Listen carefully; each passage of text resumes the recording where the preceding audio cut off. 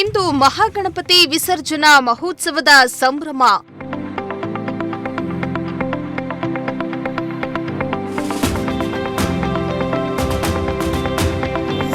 ಮೆರವಣಿಗೆಯಲ್ಲಿ ಕುಣಿದು ಕುಪ್ಪಳಿಸಿದ ರಾಜಕೀಯ ಮುಖಂಡರು.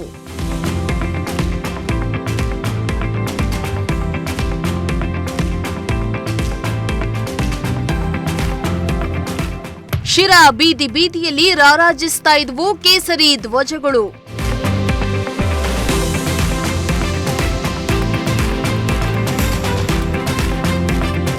ಹಲವು ಡಿಜೆ ಚರ್ಚೆಯ ನಡುವೆಯೂ ಶಿರಾದಲ್ಲಿ ಪ್ರತಿಷ್ಠಾಪಿಸಲಾಗಿದ್ದ ಹಿಂದೂ ಮಹಾಗಣಪತಿ ವಿಸರ್ಜನಾ ಮಹೋತ್ಸವ ಅತ್ಯಂತ ಸಂಭ್ರಮ ಸಡಗರದಿಂದ ನಡೆಯಿತು. ಇತ್ತೀಚೆಗೆ ಸುದ್ದಿಗೋಷ್ಠಿಯನ್ನ ನಡೆಸಿ ಎಸ್ಪಿ ಅಶೋಕ್ ಡಿಜೆಗೆ ಅವಕಾಶ ಇಲ್ಲ ಎಂದು ಖಡಕ್ ಎಚ್ಚರಿಕೆಯನ್ನ ನೀಡಿದ್ರು. ಜೊತೆಗೆ ಕೆಲವು ಕಲಾ ತಂಡಗಳಿಗೆ ವಾದ್ಯ ನುಡಿಸಲು ಅವಕಾಶವನ್ನ ನೀಡಿತ್ತು.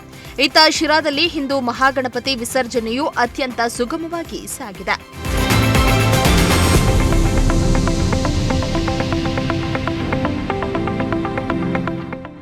ಇನ್ನು ಶಿರಾನಗರದ ಗವಿ ಆಂಜನೇಯ ದೇವಾಲಯದ ಆವರಣದಲ್ಲಿ ಪ್ರತಿಷ್ಠಾಪಿಸಿದ್ದ ಹಿಂದೂ ಮಹಾಗಣಪತಿ ವಿಸರ್ಜನಾ ಮಹೋತ್ಸವ ಅದ್ದೂರಿಯಾಗಿ ನಡೆಯಿತು.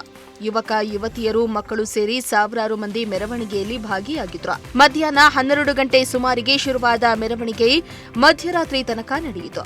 ವಿವಿಧ ಕಲಾ ತಂಡಗಳ ಪ್ರದರ್ಶನಕ್ಕೆ ಅವಕಾಶ ಕಲ್ಪಿಸಲಾಗಿತ್ತು. ಹೂವುಗಳಿಂದ ಅಲಂಕರಿಸಿದ್ದ ಟ್ರ್ಯಾಕ್ಟರ್ಗಳಲ್ಲಿ ಗಣಪತಿಯ ಮೆರವಣಿಗೆಯನ್ನ ಮಾಡಲಾಯಿತು.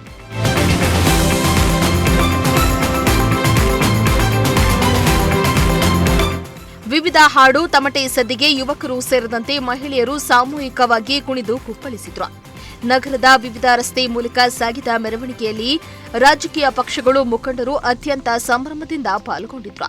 ಗಣೇಶ ಮೂರ್ತಿ ವಿಸರ್ಜನೆ ಸಮಯದಲ್ಲಿ ಅಹಿತಕರ ಘಟನೆ ನಡೆಯದಂತೆ ತಡೆಯುವ ನಿಟ್ಟಿನಲ್ಲಿ ಪೊಲೀಸರು ಅಗತ್ಯ ಕ್ರಮ ಕೈಗೊಂಡಿದ್ರು.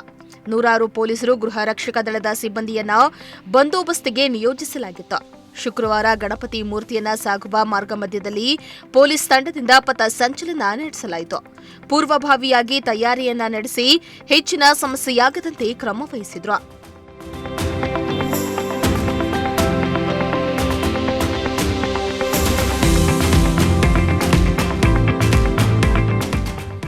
ಇನ್ನು ಗಣೇಶ ವಿಸರ್ಜನೆಯ ವೇಳೆ ವಿವಿಧ ರಾಜಕೀಯ ಮುಖಂಡರು ವಾದ್ಯಗಳ ಸದ್ದಿಗೆ ಹೆಜ್ಜೆ ಹಾಕಿದ್ರು. ನಗರದ ಪ್ರಮುಖ ರಸ್ತೆಗಳಲ್ಲಿ ವಾಹನ ದಟ್ಟಣೆ ಹೆಚ್ಚಾಗಿ ಸವಾರರು ಪರದಾಡಿದ್ರು. ಬೆಳಗ್ಗೆಯಿಂದಲೇ ಒಂದು ಬದಿ ರಸ್ತೆ ಬಂದ್ ಮಾಡಲಾಗಿತ್ತು. ಮೆರವಣಿಗೆ ಸಾಗಿದ ಮಾರ್ಗದಲ್ಲಿ ವಾಹನ ಓಡಾಟಕ್ಕೆ ನಿರ್ಬಂಧ ವಿಧಿಸಲಾಗಿತ್ತು.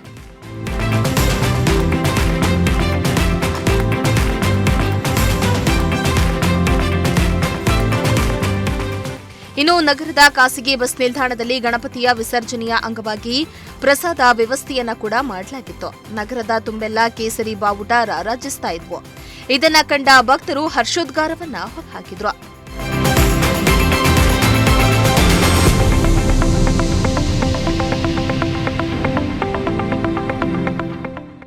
ಶ್ರೀಮಂತ ಪ್ರಜಾಶಕ್ತಿ ಟಿವಿ, ಶಿರಾ.